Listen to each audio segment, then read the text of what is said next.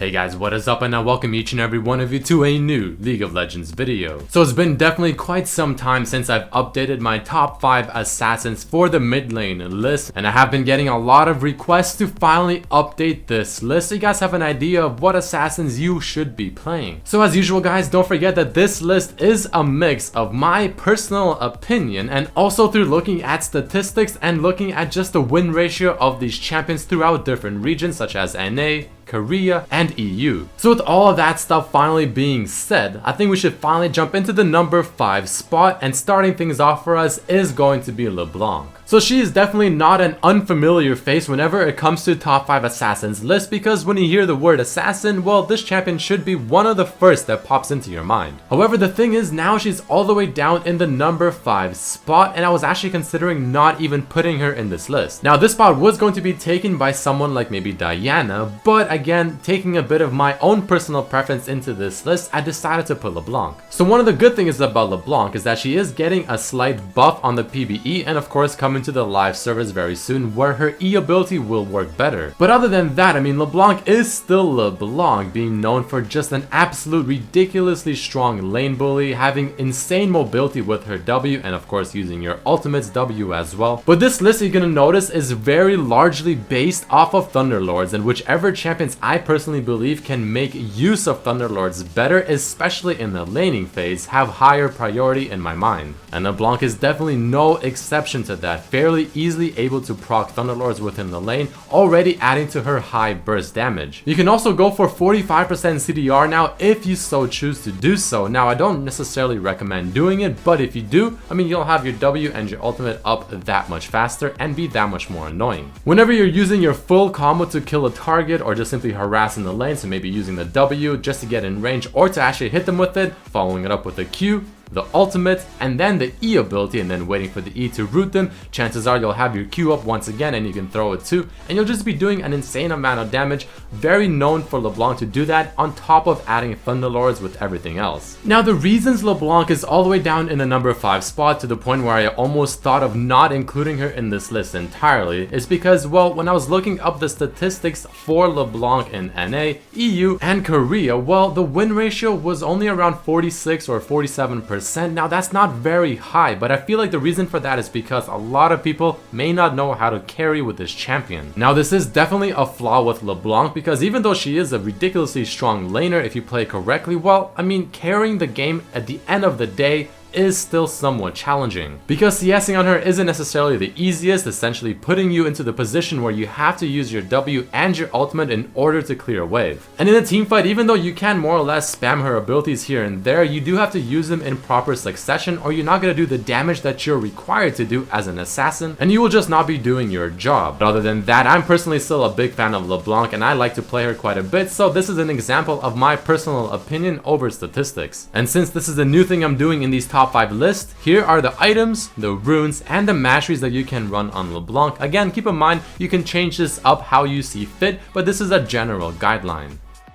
And moving up in the list, in the number 4 spot, we'll be talking about Echo. This is another example of a champion that I personally think is just very strong. I really enjoy playing him, and I wanted to share this with you guys. I personally do recommend picking up Echo if you haven't already. He has a very fun playstyle as an assassin. He's very strong, has a lot of potential, and he's really annoying to deal with. So he has a passive that increases his damage on the target, he increases his own move speed when you activate it, and he also decreases the champion's move speed. I mean, honestly, what more can you ask for? But then you take into account Thunderlords also having 3 stacks, so you can easily proc Thunderlords with your passive for bonus damage. But if you didn't know, Thunderlords instantly gains 2 stacks of the 3 whenever you hit a champion with your E ability, since your E ability is considered a spell and also an auto attack. So to proc Thunderlords in lane, all you have to do is E on your target and then either attack them one more time or just hit them with the Q just only one time. But other than that, Echo has something most other assassins don't have in their kit, and that's a pretty decent wave clear. I mean, his Q does a lot of damage to minions. If you are ahead, it will kill the backline minions within 1 Q. And if you have 40% CDR, well, you're going to be firing off these Qs every 2 or 3 seconds. One of the best things about Echo's kit, but also in my opinion the hardest, is his W. I mean, landing it on the target is not the easiest thing in the world, as long as your target is at least somewhat aware of what you're trying to do. However, getting those unexpected W stuns, especially in a team fight, and getting several people within it is definitely rewarding, and having an assassin with such an ability can be devastating. Using your ultimate, you can dodge almost anything in the game. It does an insane amount of damage, and a lot of people aren't looking at the little clone following you around, so you can get unexpected surprise damage from your ultimate like that. And taking Echo to the next level, you can also combine his ultimate with his W, where you go in for the EQ, harass, retreat, and as you're retreating, you throw your W to where your ultimate is gonna be, usually right where you were harassing your opponent, and then you can ult into the opponent while ulting into your W and get a double whammy. However, the bad thing is about Echo, while missing your Q is gonna hurt quite a bit in the laning phase, so you wanna try to land that. Your W is one of the hardest things to land as well within his skid without question, and then also his ultimate not being super easy either. But this guy's definitely one of my favorite assassins, and I highly recommend trying him out. And just like LeBlanc, here are the items, the runes, and the masteries that you want to run whenever you're playing Echo. Alright guys, let's finally talk about the top 3 assassins as of right now. So these top 3 assassins are not only assassins that have high win ratios in all 3 of the regions, but I generally also think that they're very strong in this current meta. So starting things off here is going to be Fizz. Now the reason Fizz is decently high on the list, even though he is known to not have the best laning phase, is because it truly is very easy to also proc Thunderlords on this champion. But on top of that, it is also very easy to get 40% CDR on this champion as well. For instance, you can rush Lucidity Boots, get the 10% Fiendish Codex, which will eventually build into Morellos, get the Sheen effect, and then finish the Morellos, and then boom, 40% CDR right then and there. Now the one thing I hate about Fizz whenever I'm facing him as maybe someone else like Zed or something is if you ever make one mistake against this champion to the point where he kills you in a 1v1 scenario, well, it feels like your lane is pretty much done. Fizz is the definition of a champion where if you give him a small lead, well, it's not that much of a small lead to this champion because he will use that lead, he will snowball it harder than any other champion, and you can never step foot back into mid lane without dying. On top of that, him being able to dodge nearly anything in the game with his E ability, and overall just using the Zhonya's and his E ability to just dodge things in general, having high CDR, and having massive damage in his skid when combined with his ultimate. I think we can all agree that this is definitely not a champion you want to see fed unless it's on your team. So again, even though Fizz does more or less have a poor laning phase, you can still do decently okay, at least better than before, proccing the Thunderlords, using your E ability to go in for the damage, proccing with your W, and then queuing back out. So with that being said, if you're facing a melee champion, you should probably max your W first and then E, but if you're facing a ranged champion, you can go ahead and max your E first and then maybe W. But what are the bad things about this fish-like champion? Well, again, even though his laning phase is better, it is still somewhat poor, and there's a lot of champions that can abuse him. And his wave clear is quite poor when it comes to clearing the wave while the enemy team is pushing down on your tower. And before we end it for Fizz, here are the general runes, masteries, and even the items that you can run whenever playing this fish-like champion.